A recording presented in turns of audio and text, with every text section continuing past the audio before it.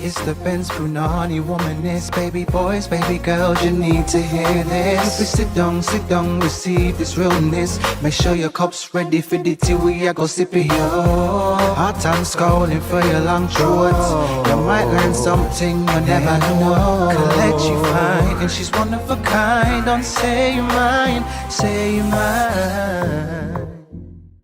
Oh, girl, I'd be in trouble if you left me now. 'Cause I don't know where to look for love. I just don't know how. Big tune. Don't know why that was on my mind. I just, you know me, I love a banger. And I haven't remixed a song in a minute, have I? I don't think I have. Let me not start messing around, because if I stay in this office recording this past an hour, I'm not my father's child. Like, yo, let me get out, because it's actually too much. No, why does my skin look radiant? No, can we take a minute? This is what happens when your heart is clean. I'm joking. You know when people get really self-righteous, like, no, the reason I look like this is because my heart pure. Shut up. Why am I like boxing up the mic? Hopefully it's still recording before I lose sound. I was recording somebody's month ahead tarot reading the other day, and I was so lucky the sound was that only cut out for a little bit of it. Imagine just recording and it's silence. Jesus. Anyway, if you're wondering who you're listening to / watching, it's me, the baby girl, the published author, Kelechi the author. Are you nuts? Kelechi the author, Okafor, and this is SYM, officially known as Say Your Mind, unofficially known as what? That's right, Suck Your Mum. And I am back once again. Like, is it the Renegade Master? I say that all the time. I probably say the wrong lyrics. I don't know lyrics. But what we should know is at the time of listening to this, unless you're listening to this sometime in the past or in the future, it's my birthday next week. It's my birthday. Ooh. I'm so excited. I don't know, like, of course I know why people don't like to get older. They don't want to get grey. They don't want to do all of these things. They worry about what they've accomplished. Fam, I ain't worried about a damn thing. For me to be alive, doing all of the things that I'm doing, just being here, being a baby girl, nah, fam, it's a cause to celebrate. So I expect your homework. I expect 10 lines in my inbox or in stories. You can sing it to me if you want to, just telling me that you love me. You love me. No, you don't have to do that. But again, if you do, remix a song for me. For my birthday, remix a song for me and put my name in it. It better be a good song, because if you come and sing madness over my life, I'll lambast you. So a cute song, a cute, quick remix. Doesn't have to be verses on verses. Yeah. Wishing me a happy birthday. And of course I will be next week Saturday, so that will be Saturday 7th of October. I will be at PECKHAM Playground doing the live show of Say Your Mind. I really want to try my hand at stand-up, so I think that I'm saying that I'm probably gonna flop it, but my mum said I should stop speaking ill over my own life. No, so I'm going to do a great job. But I just want to test out new formats, because I feel like I've got it in me. I feel like I've got it in me to create a different framework to how live shows are done. I think I've already done it with my previous live shows, like I'm a don. But I want to push the boundaries a bit more. And I've got some ideas. But again, I'm not going too hard with this. You know, I'm taking it easy. It's been a really, really exhausting time doing all of this stuff, and of course I've got to finish the novel. Got to finish the novel, and I've got so much more work out after that I need to get through as well. This camera looks lopsided to me. I hope I'm wrong, but anyway, all of that is happening. So the book has been out for a little over 1 week now. That's EdgeOfHere has been out a little over 1 week. And let me just say to every single person who's bought the book, I'm not speaking to you that haven't, the people who haven't bought it, I'm not speaking to you. Like, I'm genuinely not speaking to you. I mean it. Unless you haven't bought it because you live in the US where it's not published yet, or I think Canada as well. That's different. Or if you're really struggling with the cause he lives, you lot are exempt. I'm just speaking to the people who out of choice have not bought the book. Like, I'm not chatting to you. And every time that you listen to this podcast, your anus will be itchy. Yeah, that's by the by. But to the people who did buy the book, the people who have supported me and really louded up the ting, I want to say thank you from the bottom of my heart. You did not disgrace me in front of my enemies, fam. And we already said I don't have any enemies, mate. I don't have any enemies, bruv. Yeah, only fucking confused admirers. You see it there. You see it there, right? Why am I saying this? Because you baby people, you baby folk, my baby boys, baby girls, baby non-binaries, not you making me number 15 in hardback fiction in the whole of the UK. Are you? World domination soon come, my cheese. What? No, can we take a moment? Is everybody all right? Kelechi Oluwafunmilayo Okafor was number 15 in the whole of the UK for hardback fiction for a short story collection that I was told, oh, short story collections are just really difficult to sell. They're just really difficult to sell. You know, it's really hard to, you know, to promote them, to market them, just really difficult. And my debut. So on my, no, 50K for a verse, no album out. No, let me not recite Nicki Minaj again.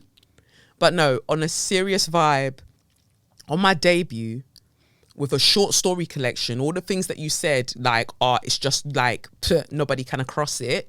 Yeah. Number 15 in the whole of the UK. Now, that's mad. For a debut for a short story collection. So what you're trying to tell me is that when I run up on these hoes with a novel, what are we talking? Top 10? Is that what we're talking?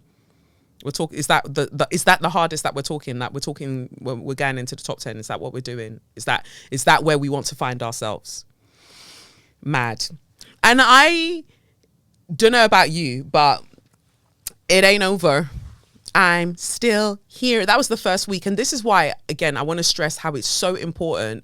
Pre-orders are so important because it's the first week of sales that really kind of like can make or break a book. So all of the pre-orders, because some of you were telling me some wild stories about, I didn't even realize I'd pre-ordered your book twice. Every time you posted it, I thought I hadn't ordered yet. So I went and ordered again. So some of you had 4 books by the end of all of this and you were gifting it to your friends. To you lot that have the 2, the 3, the 4, the 5 books on accident and intentionally, may God continue to bless you. Even, I'm not even saying just you lot, but the ones who just got 1 book, who bought 1 book, who believed in me enough to buy the 1 book, like, blessings upon your household, man. Like, somebody, I think Fevan was saying to me the other day, just like how happy she is for me because she heard a joy in my voice in last week's episode, because we know how difficult and how cliquey this whole industry is and how anti-black essentially I feel like the publishing industry is, misogynistic, all of them things there.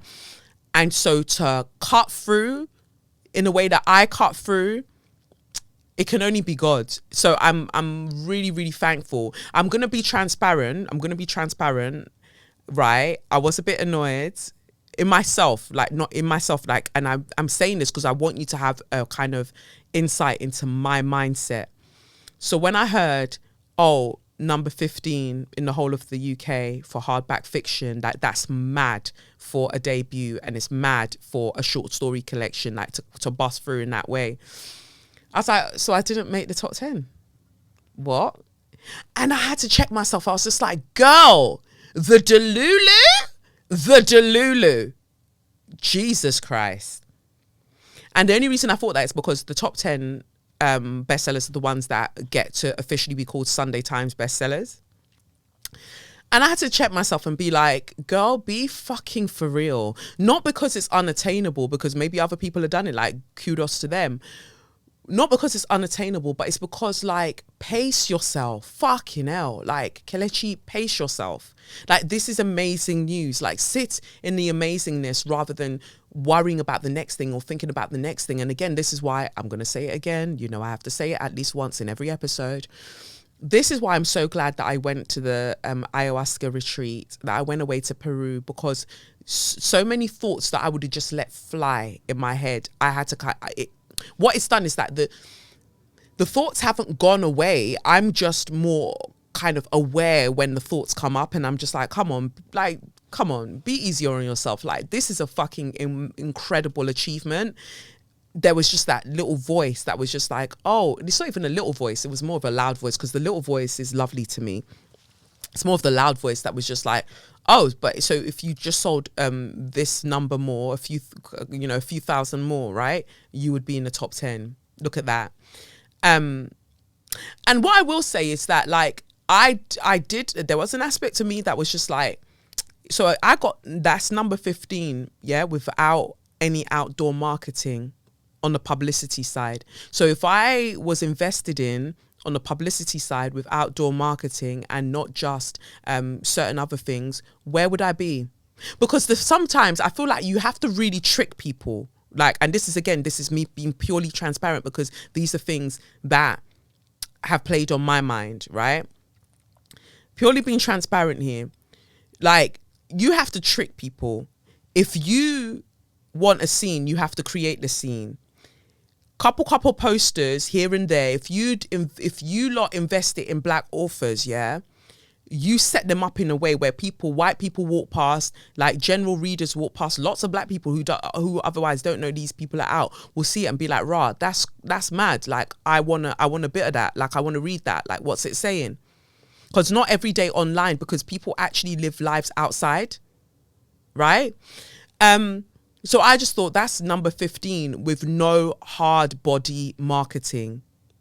So, like, let's just take a moment with that. The impact, right?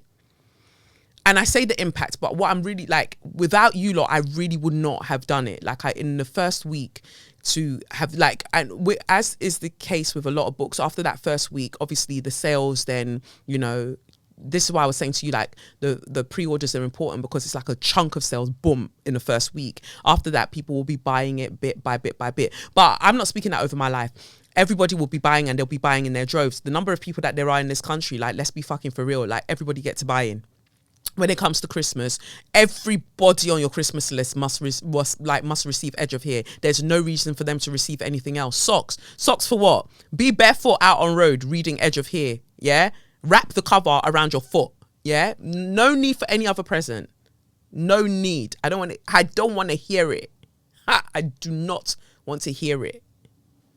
But no, honestly, it's been great. Like, everybody did what they had to do, or as much as they could do, and here we are.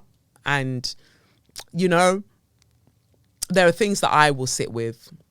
But I just want it known that I should not be underestimated. Yeah, it's something that's said time and time again.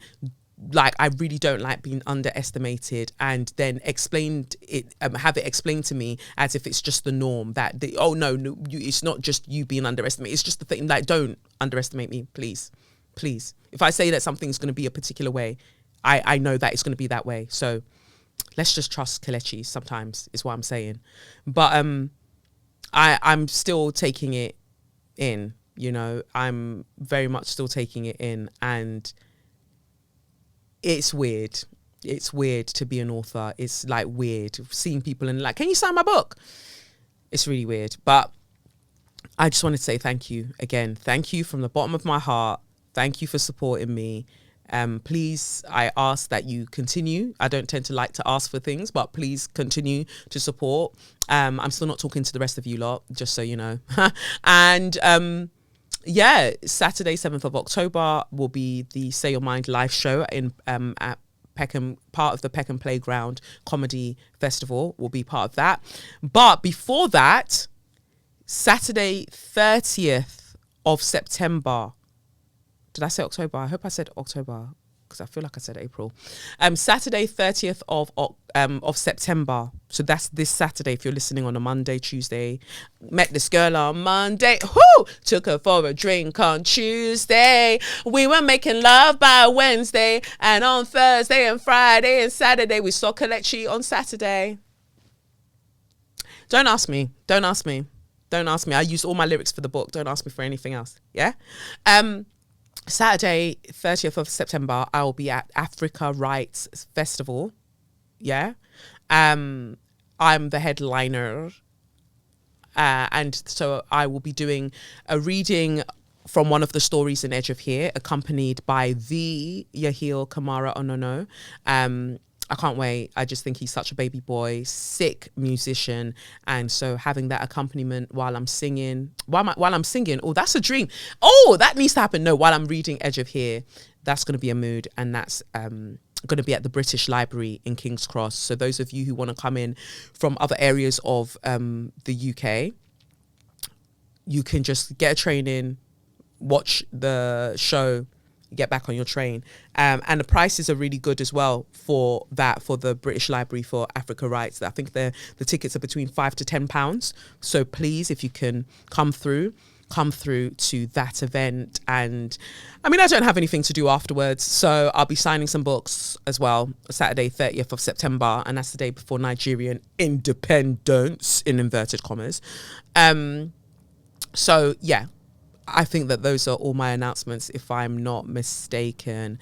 Saturday, 30th of September, British Library as part of Africa Rights Festival. Saturday, 7th of October, Say Your Mind live show at PECKHAM Playground in the NARM. And that show is in the afternoon. So I think some of you think that show's in the evening. I can't come, I'm going to my friend's wedding. You can do all of that or whatever you're doing. Be there, PECKHAM. 1 p.m. or get there before 1 p.m. because the show starts at 1 p.m. I believe. So I feel like that's all of the things. What have I've already talked. What the fuck? Talked for however long now. Anyway, I think that's what I wanted to say. Rendezvous, where to my place, say sorry, I just wanted to sing something. Let's get into it anyway. Let's get to tarot for this week. It says here, Dear Kelechi, as an OG supporter, I'm excited about the live show book launch of EdgeOfHere. I've pre-ordered the book on Amazon and will have to get it on Audible too. That's another thing. Big up all of you lot that bought it on Audible. Matting. Thank you so much. Just to hear all the accents, not gonna lie, I'm partial to a Scouse accent. A multifaceted, multi-hyphenate, multi-talented baby girl like yourself could have bodied it, but I respect your creative choices. Yeah, the Scousers would have dragged me. That's why I left it alone. My kind of tarot question. I should preface this by saying if you would prefer to address this email individually rather than on your show, if at all, that is absolutely fine. Thank you for that. So I'm not sure how to correctly engage with tarot. And until I've figured it out, I'm taking a bit of a hiatus from personal readings, including human design, with the exception of this one, should you feel led to do one. But I find value in general readings and the tarot questions featured on your show. My main curiosity from the client's perspective, aside from the take what resonates disclaimer and the reader's individual style, what would you say are the best ways to engage with tarot readings or indeed HD, that's human design, readings?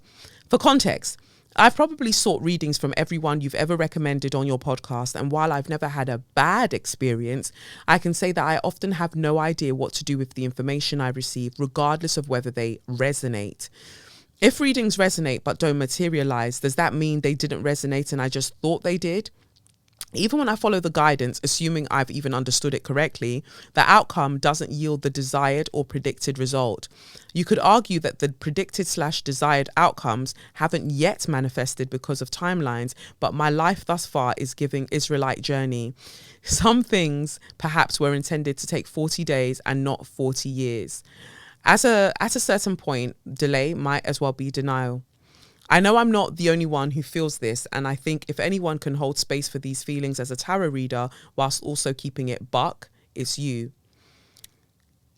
Something you mentioned in one of your recent stories that prompted me to write in, I usually stick to the Share Your Magnificent segment, was about your ayahuasca experience and you being the kind of person who knows the right questions to ask to receive breakthroughs to the visions you had at the ceremony. Hope I didn't misunderstand/misrepresent what was said. Please correct me if I'm mistaken, but it got me wondering that that it must follow that there are kinds of people for whom personal readings are going to be less beneficial, and that maybe I'm one of them. I don't want to gaslight myself, but I'd rather take self-inventory in the hope of getting more out of future readings before accepting that they're not for me. At this point, I'm no longer bothered about finding love, having a family, or even finding community, etc. From what I've seen, the idea of them is better than the reality. Plus, at almost 42, those ships have sailed. But at the very least, I need my financial life to be on lock. Must be my Taurus moon. Big up Taurus moons, sexy people. For the first time in 10 years, I'm seriously considering getting a 9-to-5 job with remote/hybrid working, the new normal. They're probably a lot more tolerable now than when I last had one. Whilst there are no immediate money issues, the cost of living, IR35 regulations and interest rate hikes, I don't want to be caught scratching my nyash when I need to remortgage my house next year and potentially need a job out of desperation. This is definitely a fear-based decision, but having indulged in using my strategy and authority as the foundation for my decision-making for the past year and a half, again, assuming I'm even doing it correctly, the evidence shows that fear-based money decisions have made me financially better off than following my strategy/authority as a 4-6 generator has. I've barely earned my any money in 2 years. It may be a plateau, but I don't think I can stomach riding out this wave any longer. I've wondered what the etiquette around tarot readings is, the kinds of questions that readers don't/shouldn't answer, and the level of discretion being exercised if/when, in an effort to be positive, there isn't much positivity on the horizon in one's chart or even intuitively. It must be a fine line between being honest and dashing dreams. There may have been a time when I wouldn't have been able to handle the truth if negative, but I've been at a stage for a while where I think false hope is worser. Not that you need it, but you have my permission to dash my dreams if that's what you see. On a slightly separate note, I'm loving watching your show on YouTube. I know you've alluded to banning the podcast entirely, but for purely selfish reasons, please don't. But in the spirit of Wimbledon, budding F1 fan loading, it's important to cherish the legends of the game while they're here.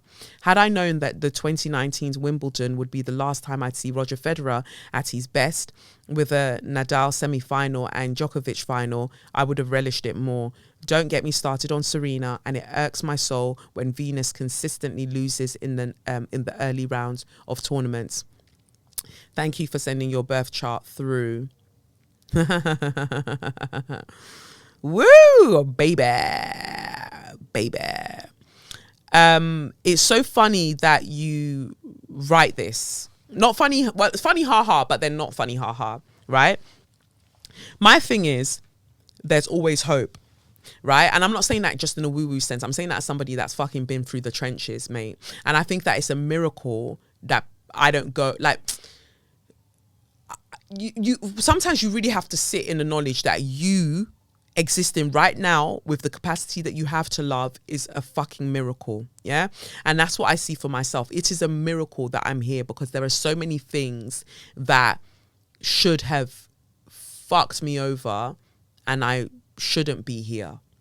So that's why essentially I just feel like nobody can chat to me, because there's been so many times I just wanted to kind of give up on everything completely, in every manner of in every sense of the word.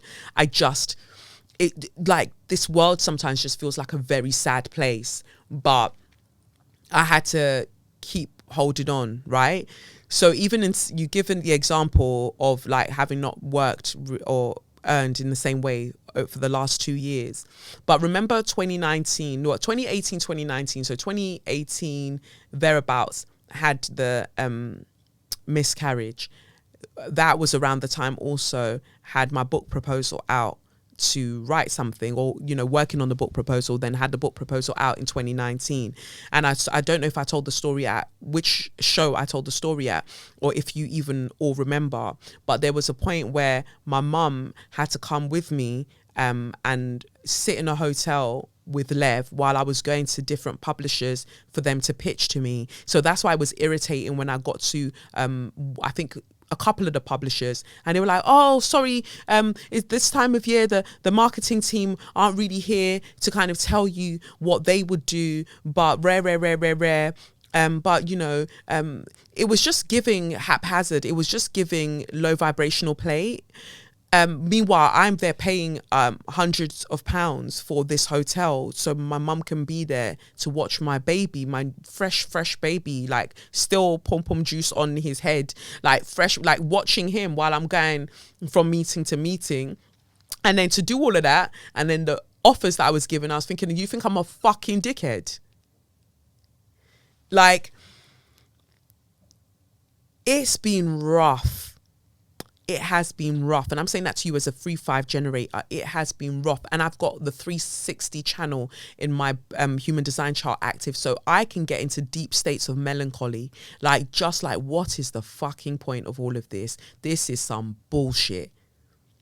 But I don't know what it is about me. I can't say that I necessarily take credit for it. It might just be my wiring. I don't know. But there's always a part of me that's like, no, I'm not going outside. I am not going outside. Something has to come of this. Like, it just has to. And, you know, James Baldwin talks about the fact that there are a lot of talent, like there are a lot of talented ruins. There are a lot of people who have a lot of fucking potential, and that potential is never realized because life is just fucked. So even in the aspect of being able to remain hopeful, I understand that that is also a privilege, right? But that's the whole reason I created this podcast, because, and it's the main reason that the podcast is released on a Monday.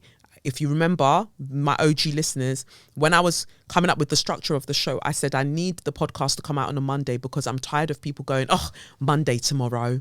Oh, it's Monday tomorrow. Oh, I've got to go in. It's Monday. And I just thought, why have we accepted a life of misery? Why have we accepted that this is the only way that things can be? So if anything, I'm going to make sure that there's a podcast that people can listen to on their way to work on a Monday that is just like, yeah, I know that you're going into those fucking trenches, but here are some jokes. I mean, here's some fuck shit that's happening in the world, but also here are some jokes. And this is why it can't be for everybody. People can only meet you as far as they've met themselves, right? So I say all of that to say, while on paper, yeah, it seems that, yeah, you've made more money not following your strategy and authority with human design, and you can sack it all off if you want to. That's totally cool. While it seems that you have, right, there is so much more. And I don't want to keep focusing everything on money, but I understand that in this society we need it. But there is so much more abundance, not just in a sense of monetary value, that is available to you by following the authority. But the frustrating thing for us generators is having to wait. My God, I fucking hate waiting, right? So I was very annoyed, frustrated, even when I had to say, nah, I'm not taking any of the offers. I'm not taking it because it's just not what I know my value to be. I'm not taking it, right? And I turned it down. And that's another thing as a generator as well. Generators, you're usually encouraged to turn down the first offer. Turn down the first offer, whatever the case may be. Even if it's romantic, turn down the first offer. Not because you're like, especially if it doesn't sit well with you, like, don't settle. And so that's what I'm saying to you, my OG baby girl. Don't settle. Because where you're headed now, and I totally understand where you're coming from, that why haven't these things materialized? I get frustrated all of the time, especially as I delve further, for instance, into Yoruba spirituality, when certain things, I don't want to go too much into my business because I know that there are some real fucked up people that sometimes still want to tune into this podcast just so they feel like they've got some semblance of tea. But what I will say is that time isn't linear, right? Time isn't linear. And I can't speak to the other tarot readers that you've had because there are some people that are just, I gave the example of the Eternal Tarot the other week, innit? That fucking, that fraudster, that scammer, right? There are scam artists out there and some people are just talking off vibes, but people who I've recommended, I think that are really, really, I do believe that they're good at what they do. And I always try to, weirdly enough, separate the person from the reader. Because when some people go into the zone and they read, phenomenal. But them as people, I can find them irritating from time to time. But where was I going with that? I say all of that to say time isn't linear. So I remember 2017, I received a message, and the message, I won't go into the specifics, but they said something about there will be something that you will do, and you will do it at a specific time. And when you do that thing, everything else is going to take off. So I thought, cool. And so it looked like between 2017 and let's say 2019, I kept looking out for that thing. I kept looking out for it like, oh, they said that's when I do this. So basically I did smaller iterations of that thing. And I thought, yeah, this is it. I'm going to blow. This is it. This is it. This is it.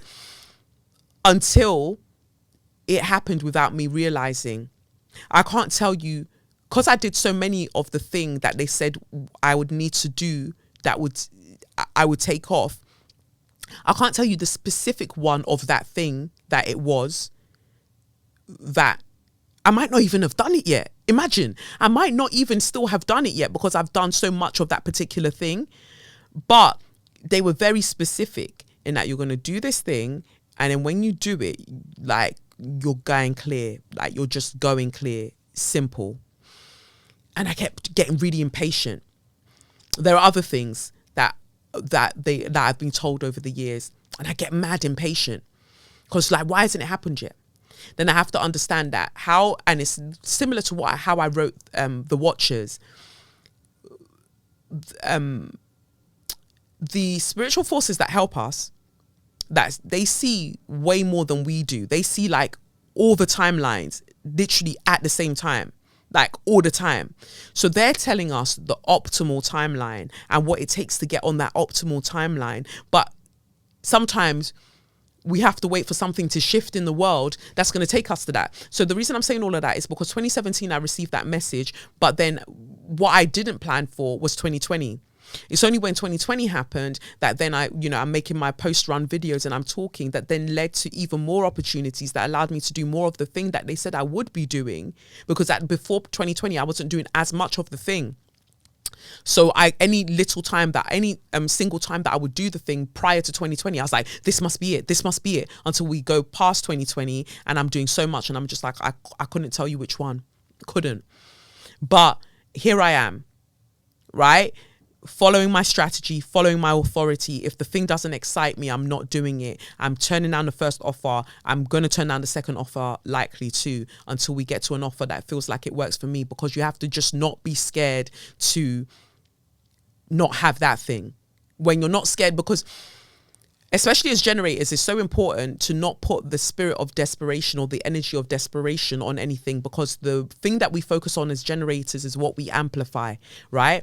And this is why it's important to not amplify no's. Like, so if you feel like, or if you're saying to yourself like, oh, I haven't had this come through, you're feeling frustration, you're amplifying that frustration. Sometimes things are the way that they are because you're going to be pushed to a point that you have to reevaluate what it is that you're doing. And I think we've spoken about this specifically as well, OG baby girl, that life is going to do some things that means that you have to go a particular way. I always thought that I'm a fucking talented actress. Like, I know I'm sick of acting. There's like, if you wake me up at 3:46 a.m. and say, Kelechi, begin acting right now, I'm on it. I'm on this thing. So I always thought that my path was just going to be straight acting, boom, get known for my acting, do my thing, not understanding that the skills that I gained in acting were for something else, to be able to do things like this and to be able to do it with confidence, and that these things then lead me on to other things. You see what I'm saying? Like, when we think about things in a very myopic way, it's like, well, this A must directly lead to B, but that's not how it works in a spiritual realm. You will still get from A to B, but my God, you might have to go through F, I, K, L before you go back to that B, because it's not ordered in the same way that you think it is. So it's funny that you even mentioned like, oh, this feels like an Israelite journey, as in terms of the Exodus and stuff, because sometimes it be like that. Yeah, if you were doing it, you would have just gone directly A to B, but what spiritual growth would you likely have gotten from that? I feel like the path that I was sent down personally, I can't speak for you. The path that I was sent down was to help me to stop being as much of a dickhead as I can be. Like, I have a propensity to be a dickhead, my God.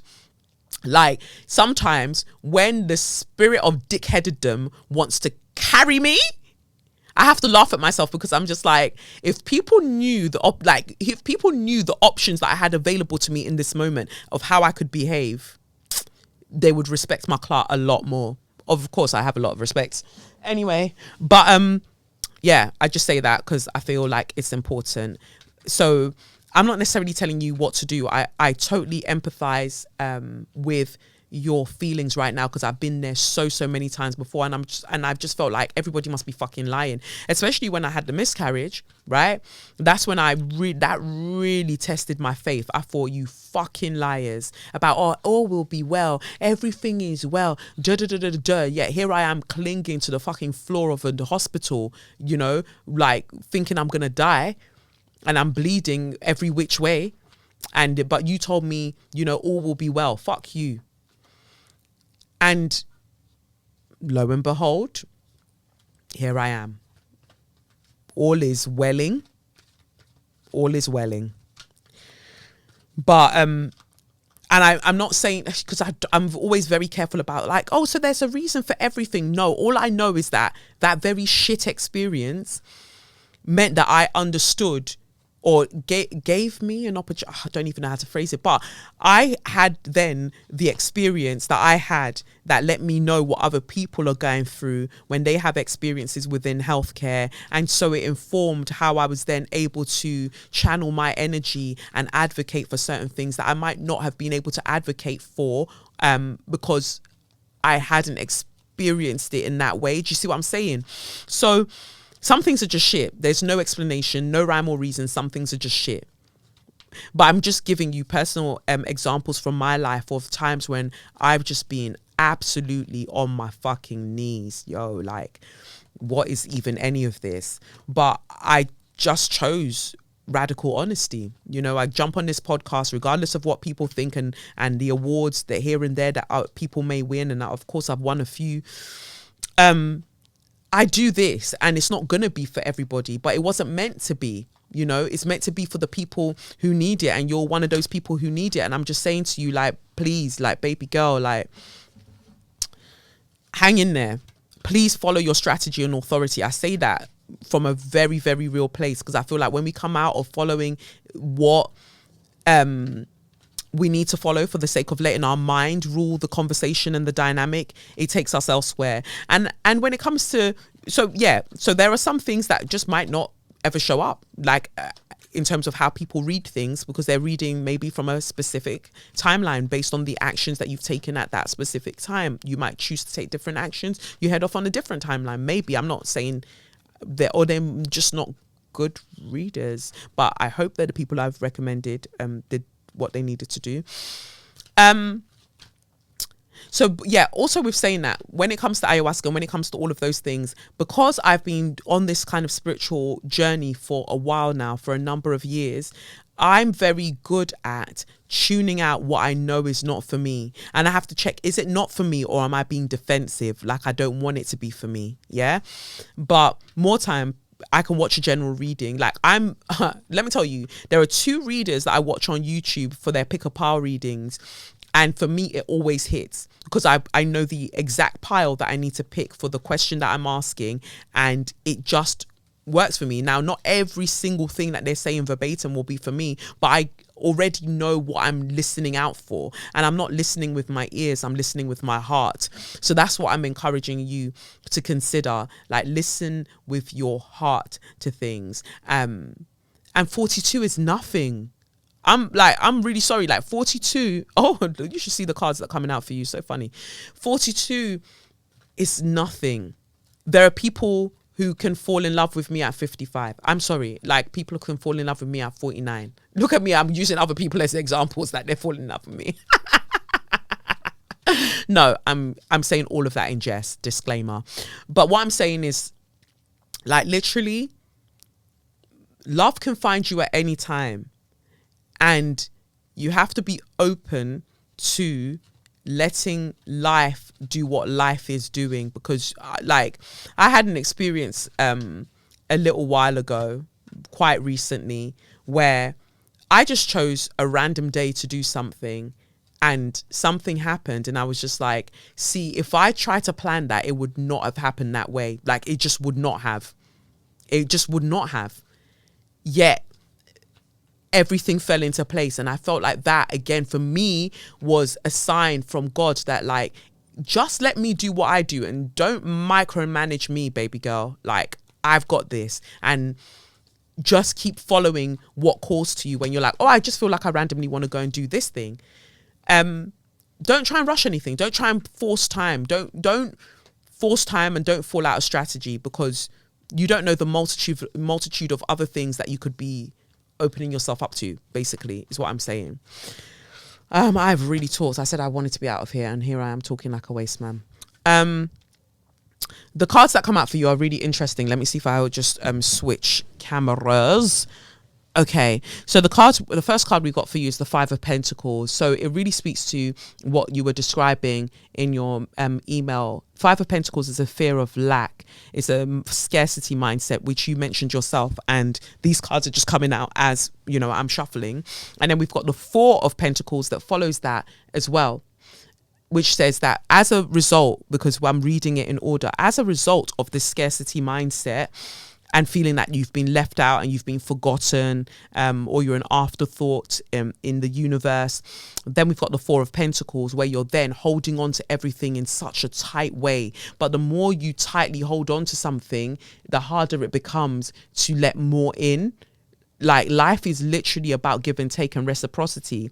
But then we've got the Ace of Wands, and I keep seeing like skylines in the background. So I do feel like, whether you talk about the remote hybrid working, but I know that you've got the mortgage, I know you've got the house, but I'm seeing strongly here that you need to relocate in one way or another, or consider being further afield, because then we've got the Three of Wands that comes out as well. And the reason I laughed when I looked at because I can't see your circular chart, right? So I'm just seeing the list that you sent, but you've got your sun in Aries. You're an Aries sun. So your star sign, as people would call it, is Aries. The North Node has just gone into Aries, and it's going to be there for the next, 15 months. The North Node is it's a mathematical point of like the shadow of the moon and things like that. But they talk about the North Node as being fate, the things that, were fated almost to happen. So the North Node at some point is going to cross over your sun. So this restlessness that you're feeling is, I would say, it's right on time. It's right on time. Something needs to change, but the thing you're thinking needs to change is probably not the thing. And I think we even spoke about this. You've got to think more creatively in terms of what the thing is. And look at you, a G. You're like, oh, I haven't earned the same, but you're still here sorting out your mortgage, still doing what you're doing. I know those nails still look great because you always have sick nails. Like, how are you doing that if you're not a G? Like, how? So, yeah, things to consider. And I know that you're considering going back to 9 to 5. And if you want to do that, like Dolly Parton said, working 9 to 5, what a way to make a living. You can, if you want to, you can do that. I don't have anything against 9 to 5. Like, you lot, big up yourselves in it. But this feels like you should go somewhere in terms of job, or apply to like a foreign place.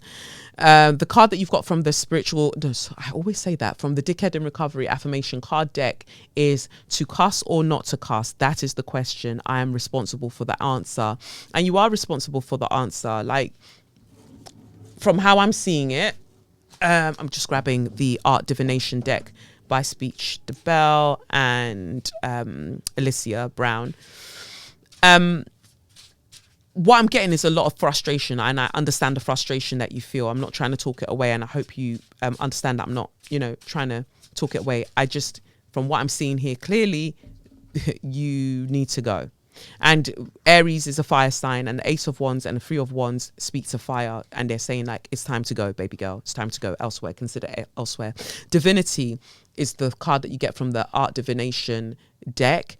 And I think that that's speaking to the fact that everything is happening in divine timing. And I know that you are getting restless and getting pissed off, and you just want to get some clarity. Is coming. The root is the other card that you get.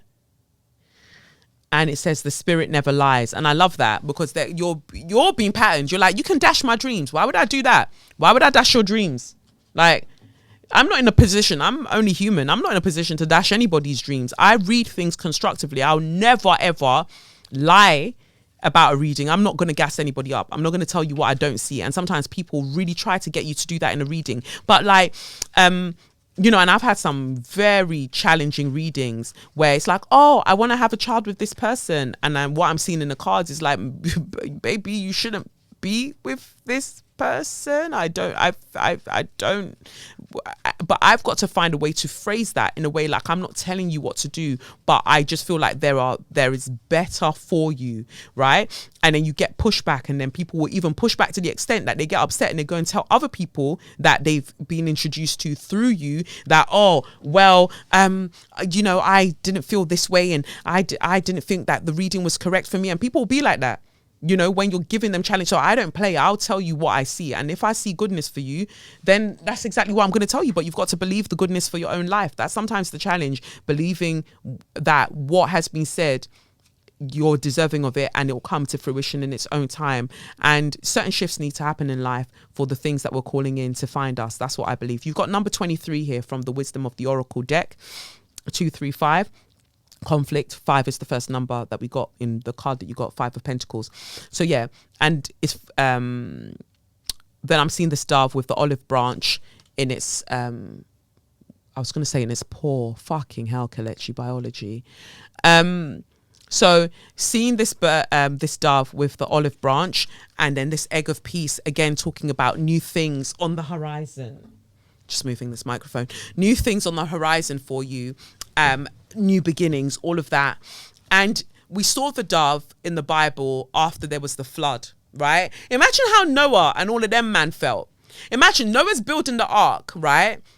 Noah's building the ark. Imagine if Noah, oh Jesus, that was lovely.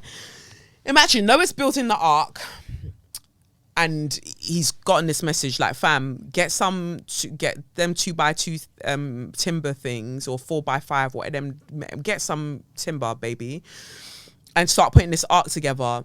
And so he's building the ark, and people are walking past, and they'll be like, you dickhead, what's that for? Like, that's ridiculous. Like, what are you doing?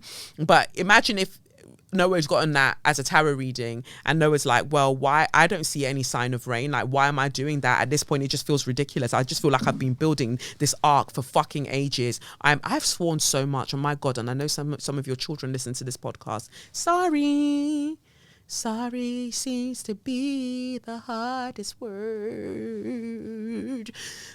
King Charles needs to say it and pay reparations. Anyway, that's coming off the subject.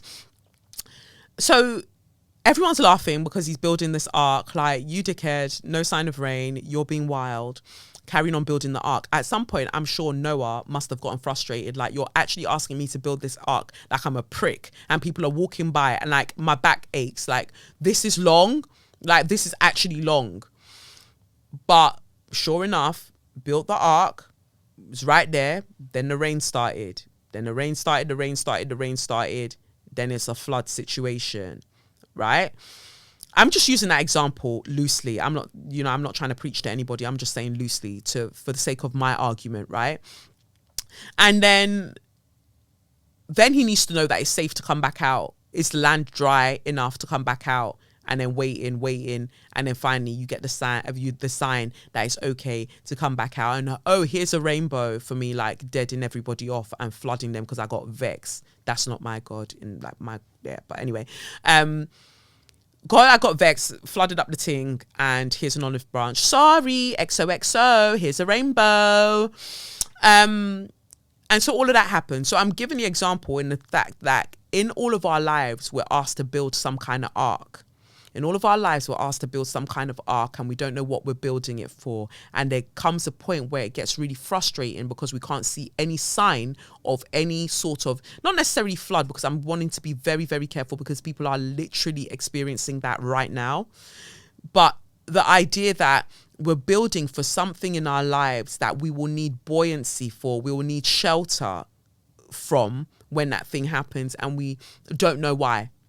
sometimes we're not even building for a disaster. We're building for our own success. We're building for our own liberation. But and I think that's even a better example, because I don't feel comfortable going on about floods. So we're building whatever structure this stage is. Let me go with that analogy. So you're building this stage, You don't know what you're going to perform on the stage. You don't know a single song lyric, especially if it's Mariah Carey. You don't know a single song lyric, but you're building the stage anyway, because something in you has said that you should build this stage, and you've been asking for guidance, and people have been saying to you, well, build the stage to this dimension. The Spirit's telling me to tell you to build the stage in this dimension and face it towards this path of the sun and do this and do that. And you're following all the advice, but you're like, what use is the fucking stage? I don't know any songs, and I don't know who's even coming to this performance. Like, why am I doing this? But I promise you, there'll be a time for you to use that stage. Good luck booking that. Good luck booking that stage that you speak of. Rihanna was a savage. But there'll be a point, there'll be a reason why you're building that stage. And speaking for myself, in all the years I've been spending building that stage, not knowing what I was meant to do with it, thinking that, it was acting that I was going to do on it, right? Like I gave the example earlier. I thought it's acting that I'm going to do on that stage that I'm building, only to realize that maybe it's not just that, or maybe it's not even that, but there might be a point where I need to use an aspect of that. I hope that makes sense, because chat, I love to talk. So anyway, back to this card that you got. That's what led me onto this trajectory. It says here, the Oracle's message. It doesn't get any better than this. A quiet mind, a heart fulfilled, freedom from want, and a soul's satisfaction. The way to peace is through radical acceptance. I even used that word earlier. I said radical honesty. Everything in your world is exactly as it should be. Harmony is beautiful. Enjoy it. And I maintain that. As frustrating as it is for you right now, I'm not going to dash your dreams. What I'm going to dash is your disbelief in this moment. That's what I'm going to dash, and say to you that I believe that at some point you're going to come back, whether it's in 13 months from now. You're going to come back and you'll be happy that you held out. That's me. Put that, like, I can stand 10 toes down on that. Protection message. I'm going to read that to you because I don't care about the rest of them. It says here, protection message. Now is a time for calmness and well-being in spite of temporary conditions. Look at that. Look at that. Even if there are dissonant notes in the music of your life, all that means is that you must go within and fine-tune the extraordinary instrument that you are.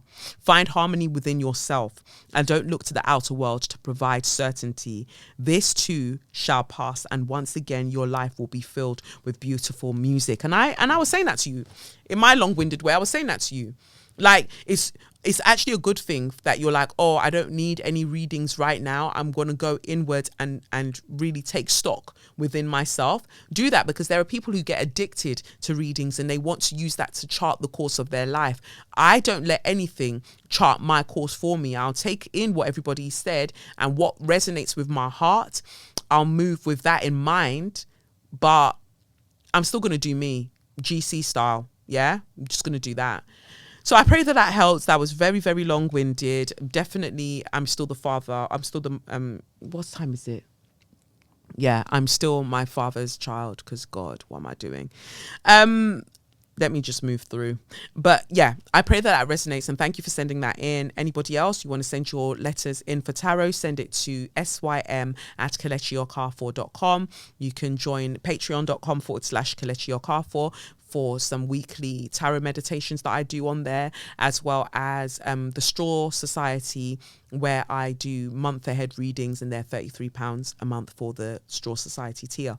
So yeah, that's that. So I guess I should cut to Share Your Magnificence. My first Share Your Magnificence goes out to Chioma Nnadi, who is now the head of, now the head of British Vogue, editor-in-chief of British Vogue. She is taking over from Edward Enninful. And I love that. I love that the editor-in-chief of British Vogue is a black woman. The editor-in-chief of LUK is a black woman. I just know the racists are gagging. They are throwing up. I can't even enjoy fashion anymore. I can't enjoy fashion anymore. I just can't. I don't know what it is. I just can't. can't. I go to read the magazine and I see a name of some place in Africa, a Kenya. What does a Kenya hunt? So she's hunting? So shouldn't she be in a safari? Rather than heading up UK, shouldn't she just be on safari? I'm not even being racist, but shouldn't she just consider that? And then now we've got, well, I don't even know how to say her name, Chihuahua? So a Chihuahua Nand, I don't know. I just miss great British fashion. I just miss it so much. So much has changed since those lean on me when you're not strong. I will be there. Like, girl, wind the racism in. Wind the racism in. I said black supremacy. Have at it. Let's fucking have it. But I love that, and I love what Kenya Hunt has done in her during her time so far as editor-in-chief of Elle. Phenomenal woman, like incredible woman. So much time for Kenya. And Chioma, I just feel like is absolutely gonna boss it as well. It's really great to see. If we're talking about diversity, like you lot love to talk about, let's see where all of this is going, because Elle has been a pleasure to read and interact with since Kenya came on board, because the stories that I'm reading in there now are like juicy, meaty, hard hitting. And I'm like, yes, because you can give the girls fashion, you can give the people them fashion and give them facts. Why not? So I love that for Elle UK. So big up all of them lot. So that's, I just wanted to say that because I just found that hilarious, and I'll be talking shortly with Tippa Irie, reggae Don icon, Black British, baby man, uncle, elder person. So that's a good old conversation that's coming up shortly. Demetrius says here, hi Kelechi, I hope you are well and rested from an award-winning week. You don't have to read this out on a pod, as you've mentioned most of what I've written in the latest episode. Still, as I've taken the month of September off from social media and didn't get a chance to say hi before leaving the Barbican, I just wanted to drop you a note to say how much I thoroughly enjoyed witnessing your wins over the last week. Let's start with your conversation with Richie at the Barbican. Wow, what a great evening. Of course, it's always a vibe at a Kelechi live show, and Richie naturally, almost effortlessly, knows how to connect with an interviewee. But what was genuinely moving for me was seeing a softer side of you, opening up about love and your connection to self and spirituality. I totally understand why you'd be guarded. These inner truths are special, sacred, and I love how you masterfully weave these inner truths as themes in your book. Speaking of which, EdgeOfHere. When I say you have a way with words, sis, you really do. But am I surprised? The way you've modernized science fiction, added elements of softness to your characters, but made it so relatable and even messy at times, all while leaving us wanting more. This is sublime storytelling. Ha! Thank you. In true baby girl style, you entered the literary space, carved out a lane for yourself, and proved that you don't need to follow the crowd to achieve success. You've even inspired me to get my work out there. Amen. Yes, I can't wait. But your wins didn't stop at the pages of a book. Congratulations on winning the Cultural Hero of the Year award at the Guap Gala.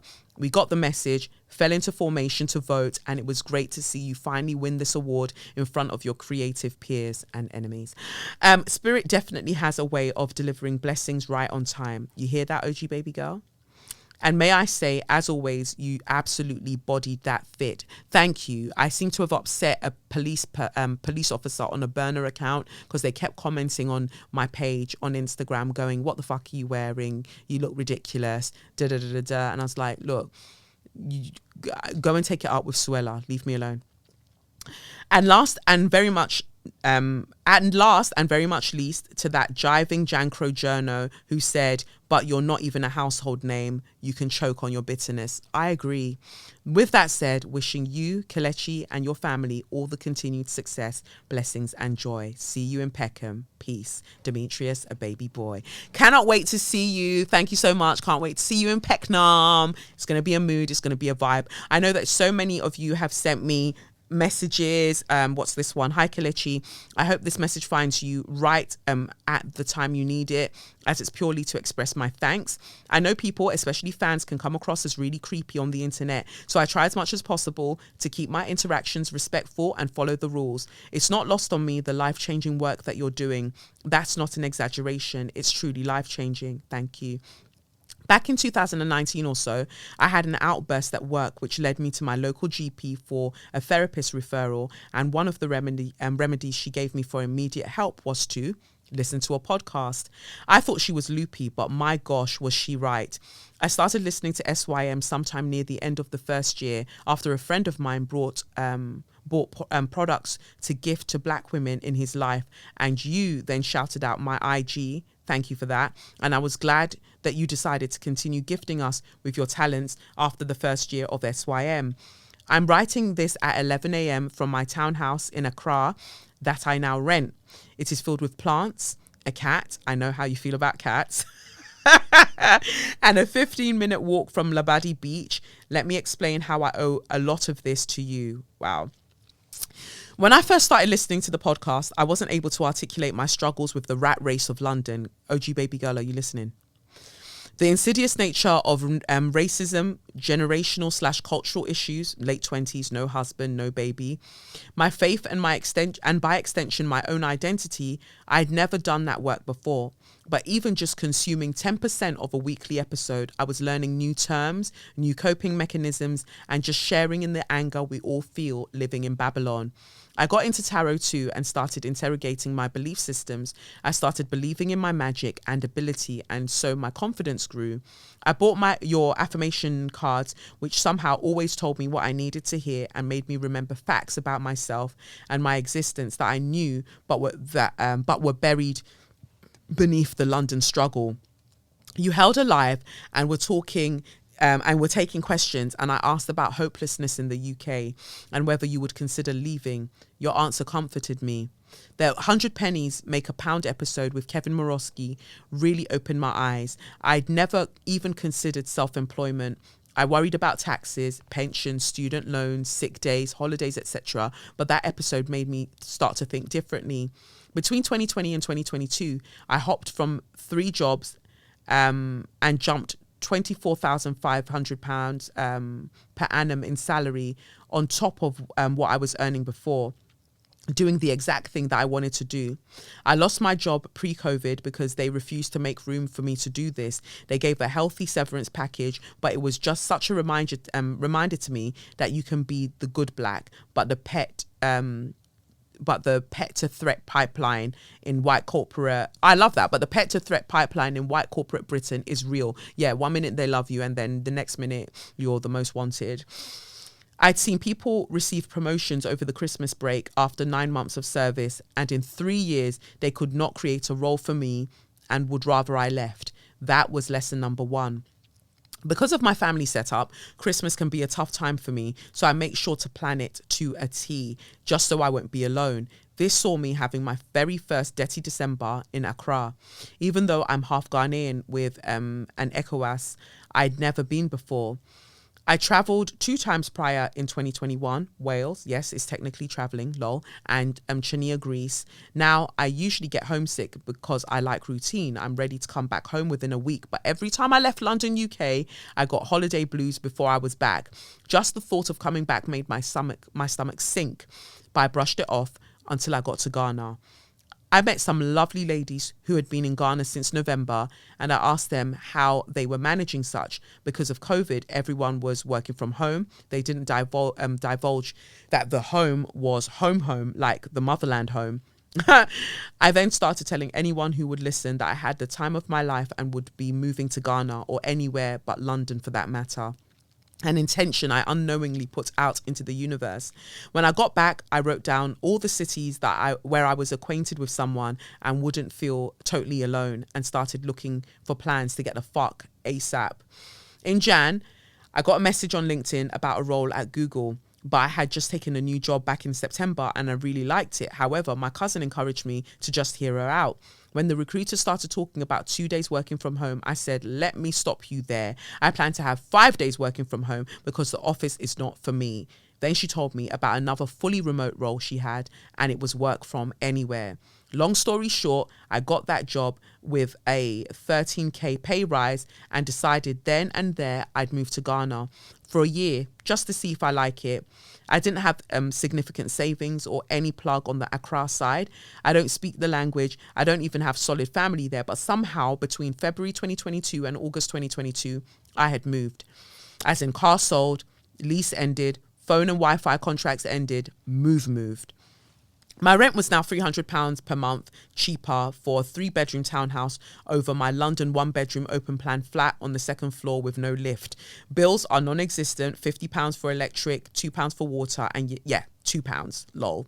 Groceries cost way more, but it was a trade-off I was happy to make, as well as the price I pay for not being able to let go of my global Western spoils, cheese, oat milk, etc. I had this new remote job, so I was earning pounds and spending in cedis. I'd even let them know I'd float between the UK and Accra, and they were happy with that. The day after I moved here with the last of my belongings, they had an emergency call. The company downsized and I was out with immediate effect. 2 months severance and got to keep my laptop. However, the Holy Spirit activated and I was filled with such calm. I'd say a direct result of the amount of faith I've built and haven't come so far. There was no way it was all for nothing. I looked around for jobs for like a day, and then I decided I was going to be self-employed as a virtual executive assistant. I used my existing network and had calls set up all week. It was supernatural. People I hadn't spoken to in years started reaching out to ask if I knew any virtual assistants, and I built up my roster of clients. I also joined an agency. It's now a year later. I've never missed a bill. I've been under my target for 3 months of the year, and I've been above it twice, so I'd say not so bad. I never would have considered self-employment if it wasn't for the 100 pennies episode. My faith would not be where it is for me to see the potential I had and still have. If I didn't embrace tarot, I never would have had the sense of comfort and guidance I had in those times when I almost let intrusive thoughts win. Not that I doubt you'd question your impact, but here is your living proof of what your content has done for me and how it's enriched my life. I haven't arrived. I doubt we ever do. But the sense of peace I have, the hobbies I've picked up, like plants. I remember you once gave someone advice to grow something. What I meant for aesthetics soon turned into a jungle of growth in my home and in my spirit. I'm close to water, sunshine, and earth. I've slowed down to the point where I can start building the life I truly want and not the life my parents expect of me as an African child. In saying that, though, I've met a beautiful chocolate man, not a chocolate man's. I've met a beautiful chocolate man after being super single for 3 years. Super single means no one will touch you with a barge pole. I have EdgeOfHere on a plane on its way to me because there's no way I was going to miss that release. I'm finding myself in a period of reflection, which is necessary, and can't think of any other way to let you know how grateful I am for what you do. I hope you've enjoyed reading my story. Whatever's next for you, I will support it within my means. So thank you for the unknowing part you've played in bringing me this far. Also, enjoy these pics. Yes, what? Oh, I love that pink outfit. Hook me up. Tell me about it. I love it. The pink top. Yeah. Not you with your toes out. Oh my God, look at that smile. Crying is okay. You're allowed to feel things. You create tomorrow with what you do today. I love that you have those cards with you. Oh, I love that. Oh, I love that. That's made everything. Oh, that's made my day, made my night, because I'm fully still here recording after I said that if I don't get out of this place. You've made my life. Thank you so much. And I think I always forget that. And I think I needed that reminder. Thank you. Again, I'm reading that. You can tell that I'm reading that for the first time because why am I reading like my tongue is tied into a bow? but I just sort of see messages, the titles of emails, and I just jump in there. But thank you. I really, really needed that, especially what I said at the top of the show as well, that seeing 15 in the whole of the UK for hardback fiction, where I should be like, wow, that's incredible, because it fucking is. It's incredible that that's happened, you know, for me as a debut author, and it's a short story collection. But then my head was like, but why didn't you get into the 10? Because if this had happened and this had been done, you would have gotten into that 10. And I had to check myself, and you are reminding me that my purpose goes beyond lists. My purpose goes beyond charts. My purpose goes beyond sales and units. My purpose is far greater than that. And I know that a lot of us, our purpose is far greater than that, right? So thank you for that. 2 slaps on your chest for that message. I truly, truly appreciate it. I truly appreciate it. Just seeing a message there. I need to stop hitting this mic. Anyway, let me stop talking, and actually for us to get into my interview with Tippa Irie. Like I said, reggae legend in the UK, and, you know, shows across the world, radio DJ, all of them things there. And I just think it's great to talk to elders about what they've been doing. And the reason I'm talking to Tippa, just so you know, is because he's got a book out that's called Stick to My Roots, an autobiography by Tippa Irie. It says here, a powerhouse and icon, the OG original groundbreaker, is instrumental in carving a foundation for young Black British youths of my generation. That was a quote given by Courtier Newland, who's the author of A River Called Time. We were just on a panel together, put together by Dark Matter and Roundtable Books. So this is Tippa's book, Stick to My Roots. It's named after one of his songs. So yeah, well, without further ado, I'll let you get into that situation. Oh, I feel like I should say like Mr. Like I just, you know, like I don't like just like hitting people who are older than I am with their name, but at the same time, I feel like it's your brand, it's your thing, right? So yes. So, but thank you. I'm going to say it. Thank you for joining me, Mr. Tippa Irie. That's what I'm going to say. Thank you, darling. Thank you so much for the invitation. It's like when I get these invitations, I feel good, because when the younger generation wants to interview me, that makes me smile, makes me happy. So, yeah, thank you for the invite, and it's a pleasure to be here to talk about my book. Thank you so much. Like, yeah, I think it's a wonderful book that spans the entirety of your career. So we've got Stick to My Roots here. I'll have it showing here. So it says here, Stick to My Roots, an autobiography by Tippa Irie, a powerhouse and icon, the OG original groundbreaker, is instrumental in carving a foundation for young Black British youths of my generation. That was said by Courtier Newland. I was on a panel with him like 2 weeks ago talking about, because we've both got books out and they're like sci-fi speculative fiction. So we were talking about that. So it's just great. Like everybody's we're all connected. And so that Brixton vibe, you grew up in Brixton, right? Yeah. I was born in Dulwich Hospital. Yeah. Like most of us back in those times, we were born in Dulwich Hospital. But the majority of my childhood was in Brixton, just off of Cole Harbour Lane, like just between Brixton and Camberwell Green area. Yeah. So but Brixton, Loughborough Junction, that area there, and that was my stomping ground. That's where I learned my trade and my craft, and it was a good time for me. I mean, it was rough for Black people in general, but we made the best of what we had. You know what I mean? And my parents were hard workers, they were grafters, you know what I mean? And my dad had a greengrocer, so I had all the sweets at school. So everybody was my friend. I love that. Even your voice, like your voice is so like, your voice is exactly what you do. Like when I was listening back to like from your old albums to I'm an African, that was the most recent album, isn't it? So I was like going through your discography, hands down, Hey Girl is gonna still be I just love it. Like, thank you. Yeah, like there's so many, and even Hooligan, I feel like what I enjoy about your music is that, I mean, we're going to trace it back, but what I enjoy about your music is that you weren't afraid to like bring in the cultural things that were happening at that time, with Yeah. lyricism and melody. It wasn't like, oh, you know, like some people go, oh, I'm just focusing on the art. What's happening out there is not really my business. But to have a Yeah. song that was like, no, you lot are actual hooligans. You go to the football Yeah. matches and you'll just act a Yeah. fool. Like, it needed Yeah. to be said, Yeah. because I live, Yeah. now I live close to Millwall. And I remember Oh back in the wow. day, right? I remember back in the day, like, you're just not trying to go around there. You're just not doing No, that. no, because it's like growing up, in South London. I guess it wasn't so bad because we had Crystal Palace, Mm, and those kind of teams, and Charlton, where there was a lot of, in those areas, it's a lot of, racist people, if you like. I don't know if I can say that, but yeah, at the time, it was like that. And then, but for us, whatever was happening, I think that's what made me and Papa Levi, Daddy Rusty, Sandy, Colonel, all of the Saxon MCs, we just didn't care. We would talk about the riots. We would talk about racism. We would talk about football hooligans. And we'll talk about Rupert the Bear.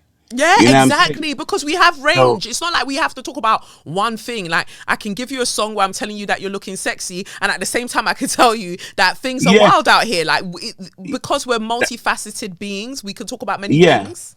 That's right. And you have to, for me, I like to try to educate my people as much as I can and give them information that they might not know about. And a lot of the times when I do interviews, all of my interviews are different, you know what I mean? And people always find out, because it's 40 years of music, heartache, pain, trial, tribulation, breakups, divorce, all kinds of things, you know what I mean, that I've gone through.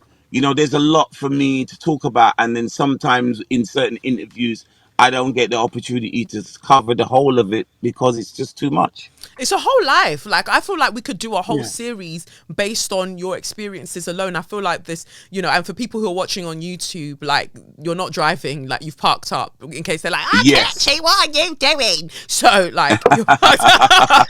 And- Let me yes. take off my seatbelt just in case they think that I'm still driving. Nah, Yeah, but we're no, but parked up. this is our life, like, we're just trying to get all of the things done. And so you mentioned the Saxon MCs and everything, and I love that because you were part of your dad's sound system first, right? Yeah, my dad had a sound system. Basically, it was just he didn't really play out apart from in our basement of where we lived. Because I had a greengrocer.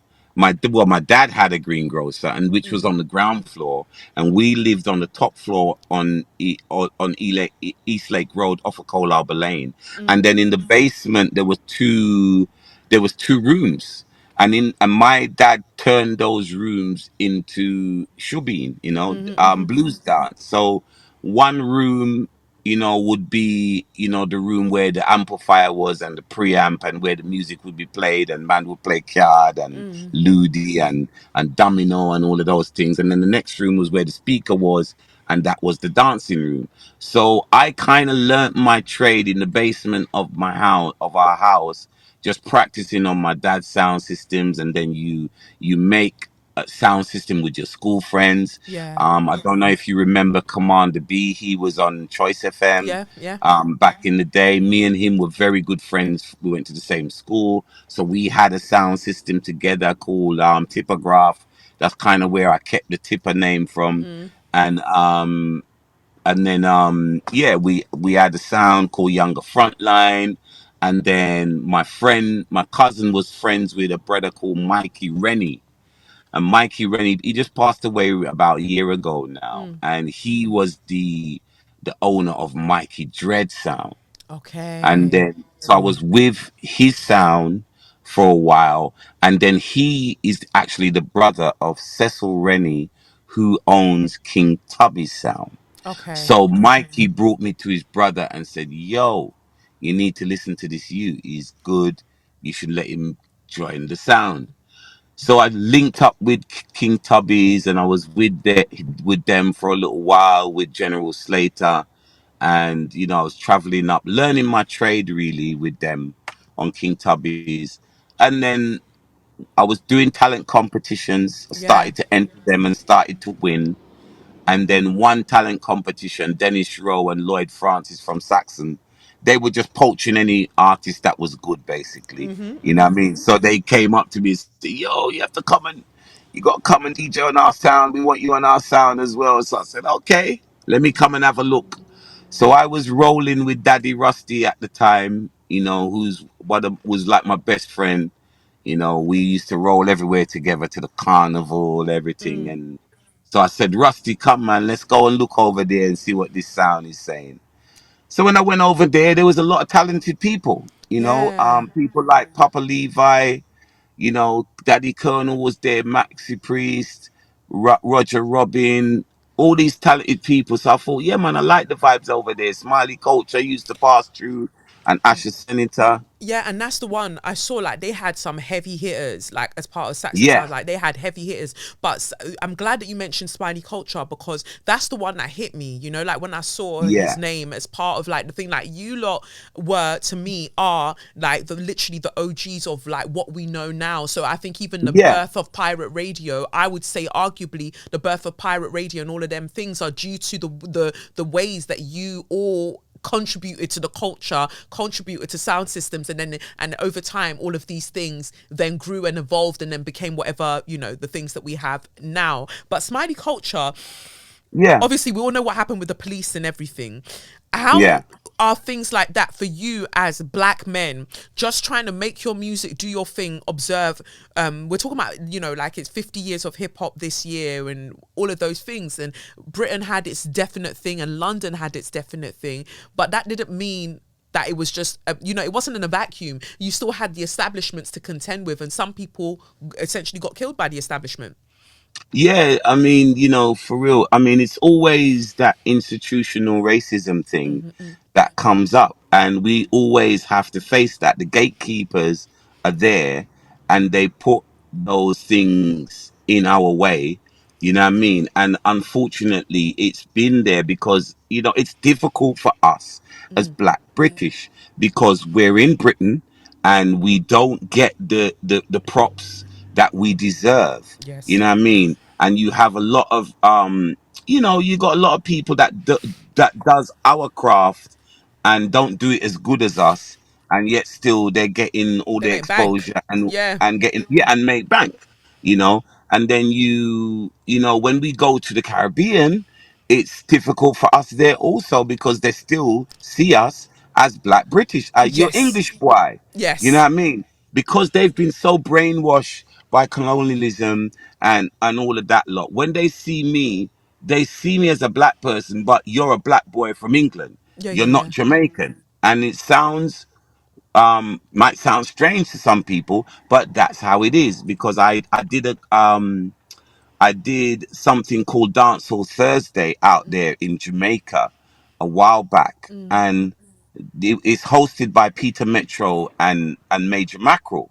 And I went on there and I smashed the place to pieces. Yes. And then the next day, Major Mackerel, he contacted me and said, "Boy, Tippa, you done really good, because Jamaican people, them not like foreigners. So yeah, so this is what us as that's why the Black British thing, that's what I'm about. You know what I mean? That is me, and that's what I'm fighting. This is what I'm pushing so that people can know about us and our heritage, and we're here to tell our own story for ourselves, but Yeah. also educate people about what Black people had to go through, you know, in Britain, because of course it was no blacks, no Irish, no No dogs. dogs. Yeah, You know yeah. what I mean? So we had to go through all of that stuff when my parents came here.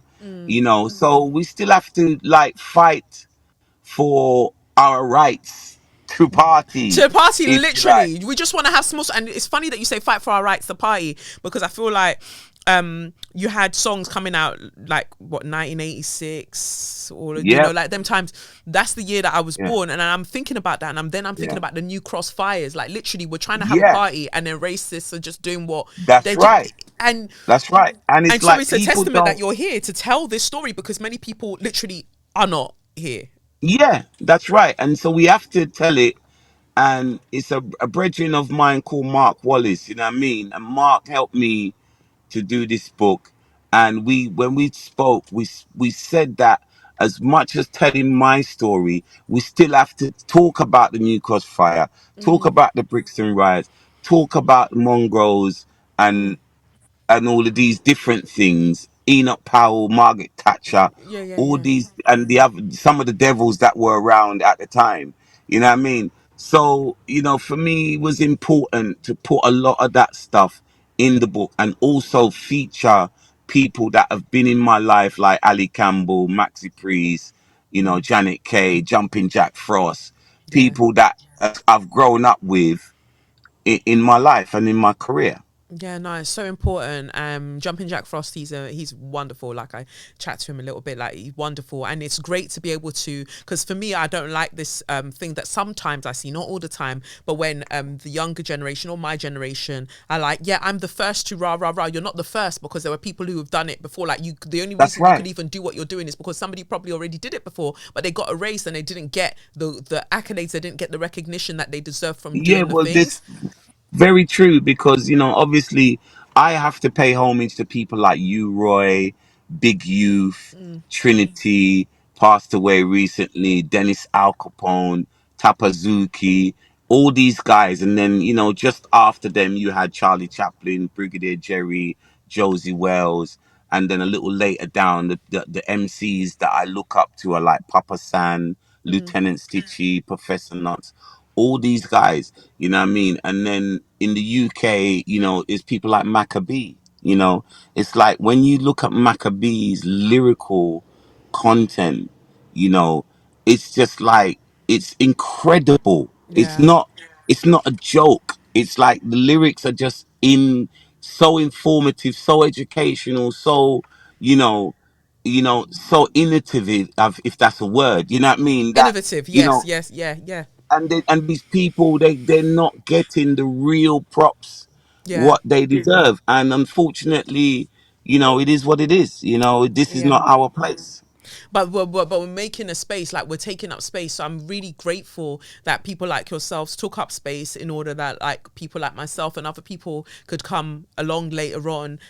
Because I found reading your book so useful because it was helping me trace things back. Like like people can tell you things about dates and times and this and that, but being able to read from your perspective, it was so useful. Like even just feeling at home, being able to read when you talk about partner, like what where Yeah, the Caribbean community had partner in like in Yoruba or West African specifically, but I'd say Yoruba people from where my mum's people, they have Ajo, which is the same thing. We were kept out of the banking systems, so we had to figure out a way in order to help each other have the things that we yeah, have. And then now we're not really 100%. working that same way anymore. Well, I don't feel like the younger generation are really working that way anymore, Yeah. but these are the ways in which we survived, by literally having community.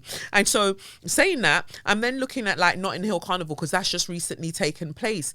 How Yes. do you feel about the evolution of carnival as it pertains to sound systems?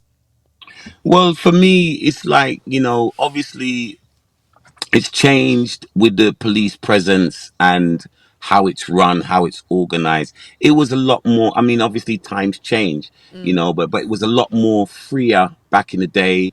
It didn't finish at 7 o'clock. mm, It went on right through, into the late hours of the night. In sound system wise, it's not changed that much different, to be honest, mm, mm, because a lot of the same sounds are still there. mm.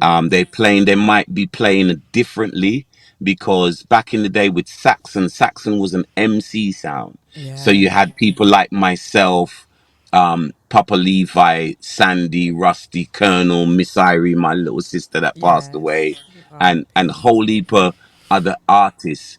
And what made Saxon stood out from the rest it is that we had a decent sound system, we had good music, but we had MCs, Yeah. and that's what kind of set us apart from all the other sound systems. But I don't think sound system wise, Carnival has changed that much. Mm, There might be a bit more floats, I probably would say. In fact, I Yeah. think there was more floats. Yeah, but sound system wise, to be honest, I don't feel it's changed that much at all. Yeah, no, that's good, because I feel like that's what I was thinking, but I'm always careful of, like, when you're not you're not ingrained deeply in, like, ingrained within a culture. It's always good to check, because there was a lot of conversation happening on social media where people saw, like, what was it that they were seeing people oil down, Oh I think yeah, it was Juve, or like they saw people oiled down and stuff like that. Like, what are they doing? Oh my god, what is that? And I'm just like, but how can you take part in the culture and not try to jab when then you don't understand what's happening, but you just want to comment, like, so I or feel like, criticize, or yeah, or criticize. criticize, yeah. And it's Yeah, like, and especially when it's coming from other black people, you think surely you would take the time to just do a quick Google or ask one of the people, well, oh, what is this about? Teach me, or where can I yeah. learn? Yeah, well, definitely. And it's like you find that even if you're trying to sell a book, Yeah. it's like people will come on your page. Oh, where can I buy the book? Well, just like go to Google, type in Google, type in Tipper Irie book. It will come up. Do you know what I mean? And it's just like, I don't know if sometimes they just want to speak to you or they just Yeah. want to talk to you. But I wish they would just say, Tip, I want to talk to you, blah, blah, blah, blah, blah. But it's just like they're saying to me, like, where can I buy your book? Well, if I want to buy something, I go online and I go to Google, I type in what I want to buy and it Yes. comes up. So anybody that's watching this podcast, if you want to buy my book, just go to Google, type in Tipper Irie, stick to my roots, and it will come up No, it definitely will, and I will put the link in the show in the notes as well, description. so Thank people will you. know where to grab it. But thank you so much for speaking with me. It's been an absolute pleasure. I can't wait for people to read this. People who are very, very interested in learning about Black British culture, about learning about the music that is so instrumental, literally, to Black British culture. This is it. Like, make sure you get yourself a copy of Stick to My Roots by Tippa Irie, so you can really start learning some things. But thank you for joining me. No problem, my people. Link up tipperirie.com. It's Yes, simple. And even if you want to buy the book, you could go to tipperirie.com. It comes up and you click on it and it will say order now, and you click on it and it take you to Amazon. So that's it, and it's out listen, right now. So Empress, it's not one of them pre-order things. It's out right now. So go and get involved. But thank you very thank much. you, darling. Bless you, bless you. You take care. All right, bye bye. I hope you enjoyed that. Thank you, Tippa, for speaking with me. 2 slaps on your chest, and big up yourself for Stick to My Roots, your book, your autobiography. I'm going to have a link in the show notes, so you can grab the link from there to support the book. Wonderful scenes, wonderful scenes. So let's get into So You Mad then. Let's just get straight into So You Mad. The Irish gymnastics, whatever they're called, I've got to look it up. But basically, there was a video circulating. They say the video is a year or so, or over a year old, of this Irish gymnastics sort of like competition or day. And there's one black girl in a lineup as all the girls are getting medals. And then the white woman who's giving out the medals literally skips the black girl and continues giving everybody else medals. Lots of people have tagged me in the video. I've said, stop tagging me, but people don't like to listen. I've seen the video. It's really sad and this is the thing, when people say, oh, what, you didn't have the same childhood as me. No, because we were navigating racism like all of the time. Like, there was no break from us navigating racism. So we'll see if Jonathan can actually include a little snippet of the video, maybe somewhere here, right? But yeah, she just goes ahead.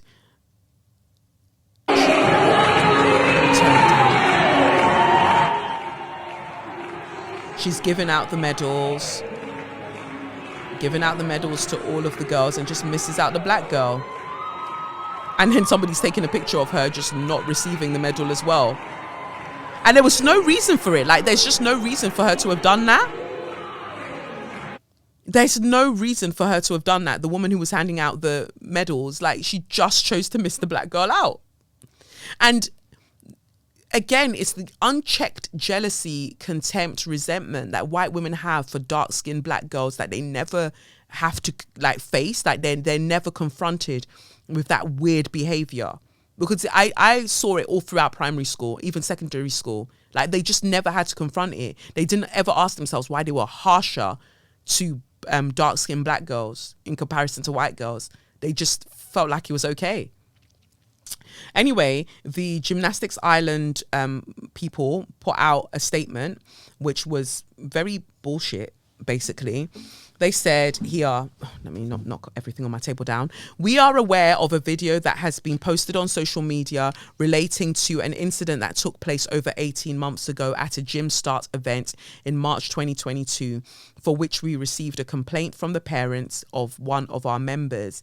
Subsequently, both parties agreed to enter mediation, which was independently facilitated by Sports Dispute Solutions Ireland, as per our policy/procedure, which led to a resolution agreed by both parties in August 2023. So that's what, a year later? Interesting. Background, they say here. The complaint alleged racist behaviour by one of our officials at the event. On receipt of the email, as per our policy and standard practice in relation to complaints, we investigated the matter. Gymnastics Ireland immediately contacted the family to express concern and reassure them that the matter was being investigated. We identified the official concerned and informed the individual in question of the complaint. The official in question accepted fully that what had happened had not been acceptable, but stressed that it had not been intentional. What the fuck do you mean it wasn't intentional? You literally looked the girl in the face, skipped her, and went to give a medal onto the white girls. What do you mean? The official concerned said that upon realising the mistake, they immediately rectified it. No, you didn't. And ensured that the competitor concerned was presented with her medal before she left the field of play. The official also expressed deep regret for what they described as an honest error. No, it wasn't honest, and requested the opportunity to apologise in person to the competitor and her family. The request was initially declined, as it should have been. You could fuck off. A written apology provided by the identified individual has since been issued to the competitor and her family. At all times, we have remained engaged with various parties, re the incident, including Sport Ireland and the International Gymnastics Federation, in addition to various media outlets, as and when they have approached us following being contacted regarding this matter.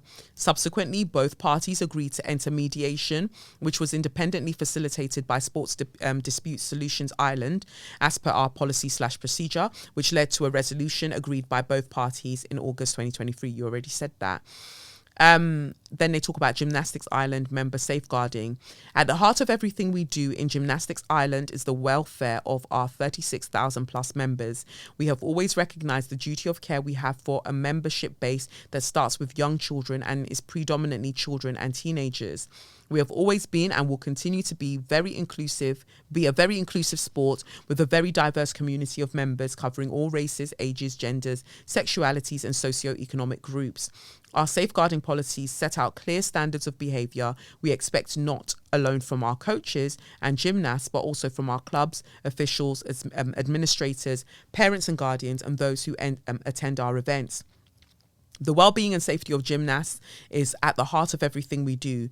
To that end, we interact on a continuous basis with bodies such as Sport Ireland, Tussler, the Gardaí, and other state agencies / partners to ensure we are always up to date with best practice in relation to member welfare.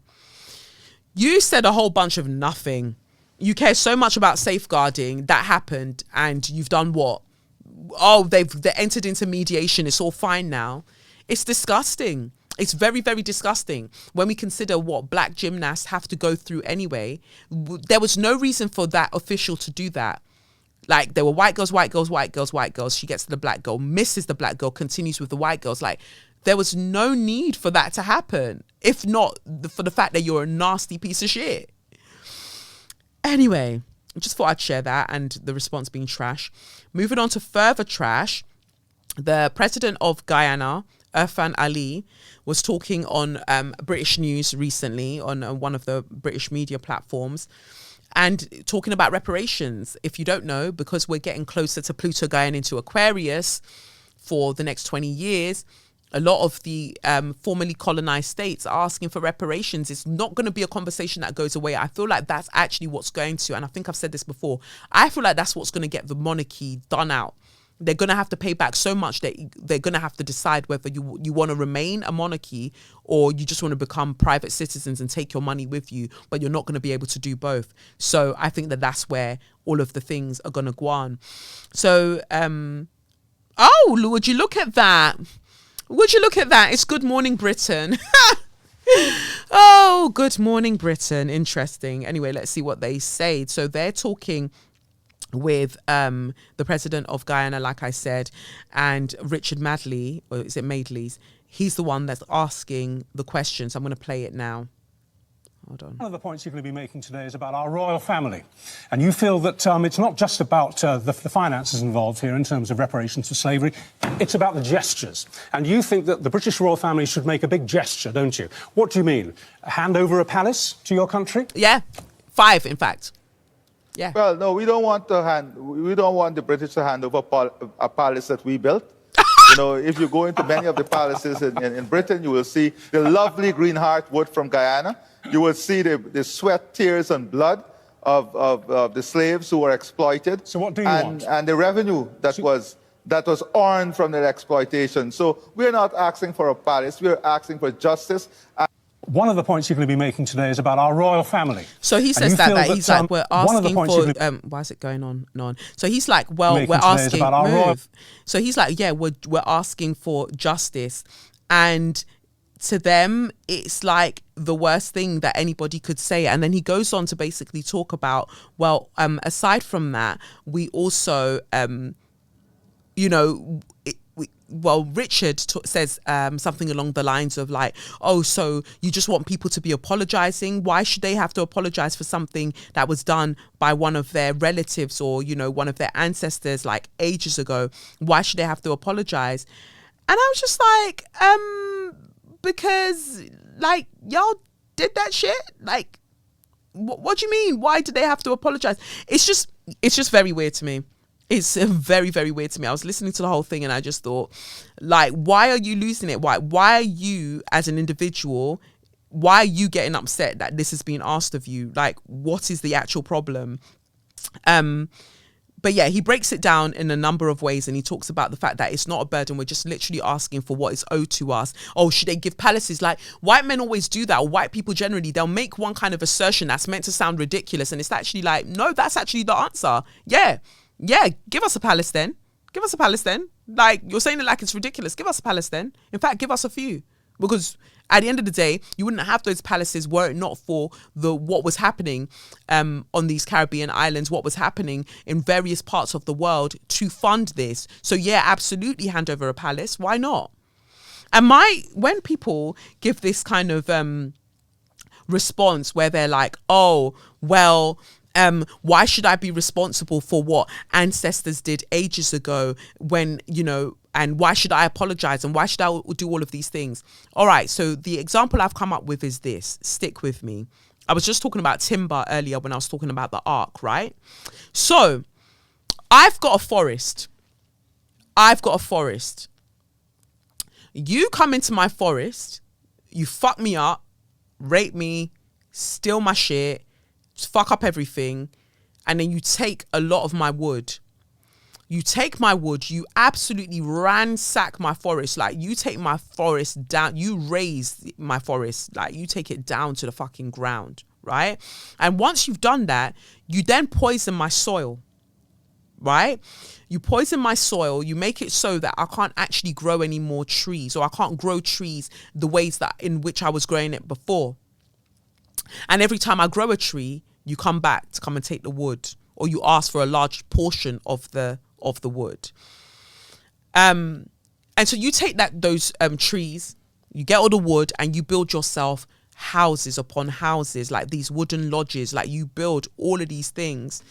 So you've built them, and then you die, but all of those lodges are still there. All of that wood is still there. And in fact, you've still got a lot of wood that you haven't used and it's just sitting there. You've still got a lot of wood that you haven't used that's just sitting there. And you also have the means to help me configure my soil. Yeah, you've got all of that. So, but you've died, but you've got all of the people that your offspring, they are living in those lodges, those wooden lodges. In fact, they're using some of the wood to build more. And people are like, wow, you're so talented. Look at how you're building your self-made, your self-wood. Like you're self-timbered. Like you're just building all of this shit. Like you're so incredible. Meanwhile, they're using the wood that they was given by you because you died and you left them the wood. All right. So now I've come over and I've gone, those are mighty fine lodges that you have there. I can't really grow as many trees though, as what I should. So do you think that you could give me my wood back, and not just give me my wood, but also help with me sorting out the soil so I can actually grow trees, so I can get on with what I need to be doing? And I don't want to give you any more chunks of wood, by the way. You have enough now. You can sort yourself out. And then you go, but why should I give it to you? Because at the end of the day, the ancestor that took all of this from you, they're dead now. What do I have to do with it? What you have to do with it is that you're living in the fucking wood lodges. Like you're living in them and you've still got the wood out back. You've still got an excess of wood out back, right? So there are two options in this situation, and two options only. Give me a lot of my wood back, and also give me a few of those wooden lodges as well to live in, right? Help me figure out my soil that you fucked intentionally. You help me bring it back to life, right? Never evanescence, isn't it? You help me bring it back to life, or everything burns. Like we can all be mad together. Everything burns. You choose. Because to me, that's what it is. People will really stretch their thin lips and their raggedy throats to be like, oh, but what have I got to do with it? You've got everything to do with it because you're still benefiting from the thing right now. What the fuck do you mean? What do I have to do with it? Give the people that back their things. But President of Guyana, all the people of Barbados, like all of the people that are doing what needs to be done, absolutely apply pressure. I don't care how much they lose it. Continue applying that pressure, baby. It's necessary. I was so sleepy before this. This is why I ended up recording so late. But now I've got all of the energy. Imagine. Then I saw this story as well, which I thought was interesting. It says here, man dies driving off collapsed bridge following Google Maps and family sues. Philip Paxson drowned in September last year after his Jeep Gladiator plunged into Snow Creek in Hickory, North Carolina. Google is being sued by the family of a man who drove off a collapsed bridge while following Google Maps. The family of Philip Paxson are accusing the tech giant of negligence, claiming they had been informed the bridge had been collapsed for 5 years, but failed to update their navigation system. The medical device salesman and father of 2 drowned in September last year after his Jeep, like I said, went into Snow Creek in Hickory, North Carolina. He was driving home from his daughter's 9th birthday party through an unfamiliar neighborhood when Google Maps allegedly directed him to cross the collapsed bridge. Our girls ask how and why their daddy died, and I'm at a loss for words they can understand because as an adult, I still can't understand how those responsible for the GPS directions and the bridge could have acted with so little regard for human life, his wife Alicia Paxson said. Police who found Paxson's body, they've spelled his name wrong here. The police who found Paxson's body in his overturned and partially submerged truck said there were no barriers or warning signs along the washed out roadway. He had driven off an unguarded edge and crashed about 20 feet below, according to the lawsuit. The lawsuit names several private property management companies that it claims are responsible for the bridge and the adjoining land. Wow, that picture is mad. Mad. There's literally nothing there. Multiple people had notified Google Maps about the collapse in the years leading up to Paxson's death and had urged the company to update its route information according to the lawsuit. The court filing includes email records from another Hickory resident who had used the Maps Suggest an Edit feature in September 2020 to alert the company that it was directing drivers over the collapsed bridge. In November 2020, email confirmation from Google confirms the company received her report and was reviewing the suggested change, but the lawsuit claims Google took no further action. We have the deepest sympathies for the Paxton family, Google spokesperson Jose Castaneda told the Associated Press. Our goal is to provide accurate routing information in maps, and we are reviewing this lawsuit. There's nothing to review. Open your purse. Open your purse. Open your purse. Open your purse. Because sometimes I'm just like, you know, like sometimes you're using SatNav and you're just like, do you hate me? Because why do you think I can go down? I mean, I know that some things happen so quickly that the maps can't keep up, but a collapsed bridge, a bridge that's been collapsed for a while, you couldn't update it. Open your purse immediately. You lot, you're going to pay. You're going to pay through your nostril. There's no way around that. And honestly, my thoughts go out to the family because that's some bullshit. Really sorry. I saw another piece that said that Jill Dando was in the wrong place at the wrong time. Some BBC piece that they wrote, I guess it comes before a Netflix documentary that talks about Jill Dando and her assassination, because that's what it was. It was an assassination. So she wasn't in the wrong place at the wrong time. She was at her doorstep. Clearly, a hit was put out on her, clearly. Or if you want me to say allegedly, I'll say that too. But R.I.P. Jill Dando, because clearly she was onto something. She was onto something that she wanted to share with the world. And they said, no, not today. So telling the truth is extremely important in any way that all of us can. So that's that for So You Mad. Straw of the week, aka Suck Your Mum. Surprise, surprise. Surprise, surprise. It's the Met Police. Would you believe it? The police officers who, so for context, the police officer who shot Chris Cabba has this in the last week been charged with murder. The trial is set for September 2024, and in that time they're applying to keep his identity anonymous. Interesting to me. And yeah, so all of that is happening, and I imagine because he's suspended from the Met Police, he continues to get paid while he's suspended. Okay. So all of that's doing what it's doing. Now, the armed section of the Met Police some of the armed Met Police officers have decided to turn in their guns because they're upset that one of their colleagues has been charged with murder. And their whole thing is like, well, if we can be sent to jail for doing our job, then what's the point of doing our job? Exactly. Yeah, exactly. Don't do the job. Don't do it. Or we're handing in our guns in protest. Okay, sure. Fine. Do that. It's not by force. It's literally not by force. Because if you can't not shoot people who are unarmed, who ain't done nothing to you, then you shouldn't be in the role. Like, yeah, hand over the guns. Because even, was it Carrick? I don't know if Cousins was armed police, but Carrick definitely was the one that was on 49 counts of sexual assault.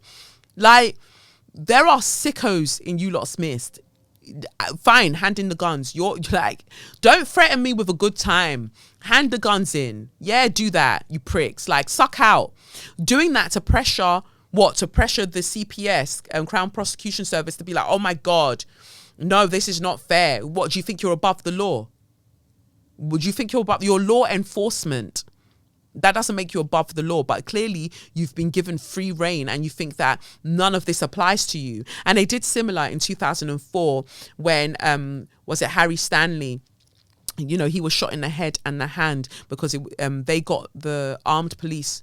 2 police officers shot him because they were told that he had a sawn-off shotgun with him in his bag, when actually it was a table leg because his brother or brother-in-law, somebody had repaired something for him, a coffee table leg.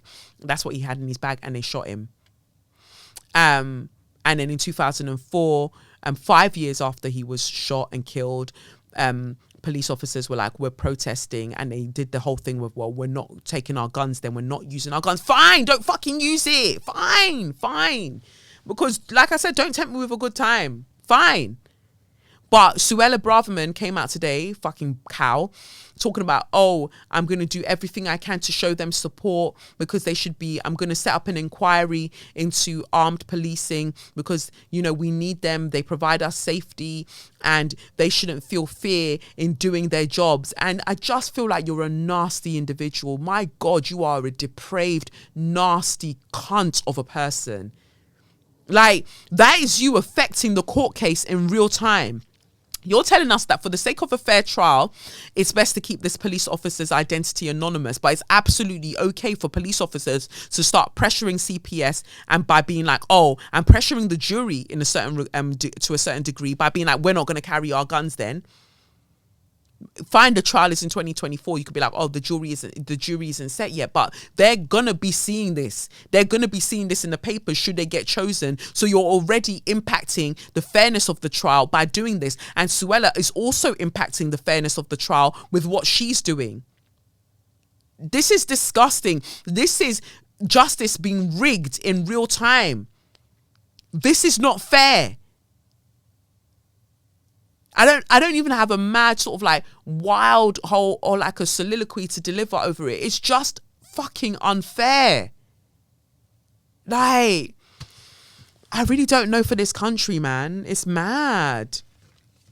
I feel like I've talked, but all I wanted to say was absolutely suck out, you like infantile. Like, there are over 1,000 Met police officers are currently suspended for misconduct, such and such, right?